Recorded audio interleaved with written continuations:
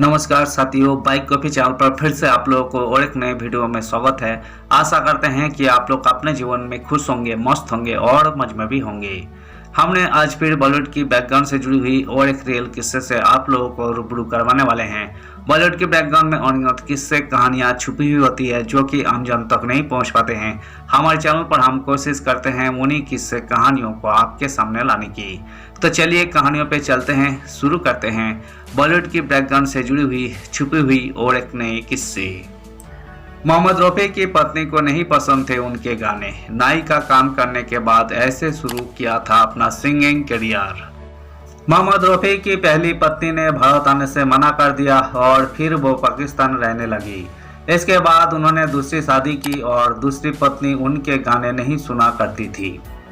महान गायक मोहम्मद रफी को किसी परिचय की जरूरत नहीं है। 1944 में वही गायक बनने के लिए मुंबई आए थे और फिर उनकी आवाज़ और सुरों ने लोगों के दिल में जो जगह बनाई वो आज उनके जाने के बाद भी जिंदा है।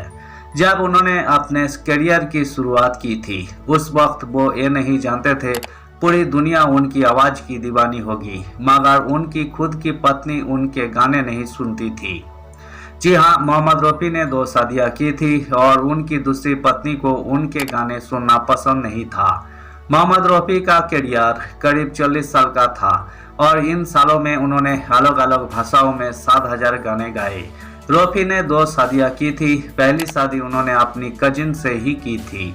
उनकी पहली पत्नी का नाम बसीरा बीबी था और उनसे रफी ने 13 साल की उम्र में अपने पुश्तैनी गांव में शादी की थी।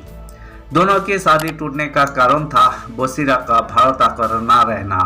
दरअसल आज़ादी की लड़ाई में उनके माँ बाप की जान चली गई थी, जिसके बाद बसीरा ने भारत आकर रहने से मना कर दिया और वो पाकिस्तान चली गई। ऐसे में दोनों की शादी भी टूट गई। इसके बाद मोहम्मद रफी ने 19 साल की उम्र में बिल्किस से शादी की थी। बिल्किस को संगीत में रुचि नहीं थी, इसलिए वो उनके गाने नहीं सुना करती थी। रफी पर लिखी किताब मोहम्मद रफी माई अब्बा ए मेमोयर में उनकी बहू यास्मीन खालिद ने लिखा है कि बिल्किस और रफी के बीच गानों पर रॉयल्टी भुगतान को लेकर उनके बीच मतभेद थे, जिसके कारण वो उनके गाने नहीं सुनती थी। सिंगिंग करियर बनने से पहले नाई थे मोहम्मद रफी। रफी का जन्म 24 दिसंबर 1924 को अमृतसर के पास एक गांव कोटला सुल्तान सिंह में एक पंजाबी जाट मुस्लिम परिवार में अल्लाह राखी और हाजी अली मोहम्मद के घर पर हुआ था। वही 6 भाइयों में दूसरे नंबर पर थे। बाद में उनका परिवार लाहौर चला गया। 7 साल की उम्र में रफी अपने परिवार के साथ लाहौर चले गए, जहां उनके बड़े भाई नाई की दुकान चलाते थे। चूँकि उनकी रुचि पढ़ाई में नहीं थी, इसलिए वे दुकान में अपने भाई की मदद करते थे। रिपोर्ट से पता चलता है कि रफी का संगीत के प्रति प्रेम तब शुरू हुआ जब एक सूफी फकीर उनके गांव आए और उनके हुनर से वही इतने प्रभावित हुए कि उनकी नकल करने लगे और सड़कों पर उनके साथ गाने लगे। 1945 में मोहम्मद रफी ने फिल्म गांव की गोरी के लिए GM दुरानी के साथ अजी दिल हो काबू में तो दिलदार की ऐसी तैसी गाने के साथ सिंगिंग करियर की शुरुआत की थी। बता दें कि करीब 40 साल के अपने करियर में उन्होंने कई भाषाओं में 7,000 गानों को अपनी आवाज़ दी। बता दें कि रफी धर्मों से मुस्लिम थे, लेकिन उनकी गायकी से लोग ऐसा नहीं मानते थे।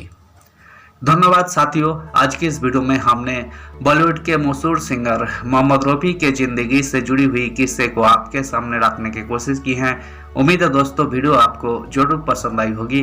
वीडियो पसंद आए तो लाइक कर दीजिएगा। चैनल पर नए आए हैं तो प्लीज़ एक सब्सक्राइब कर दीजिएगा।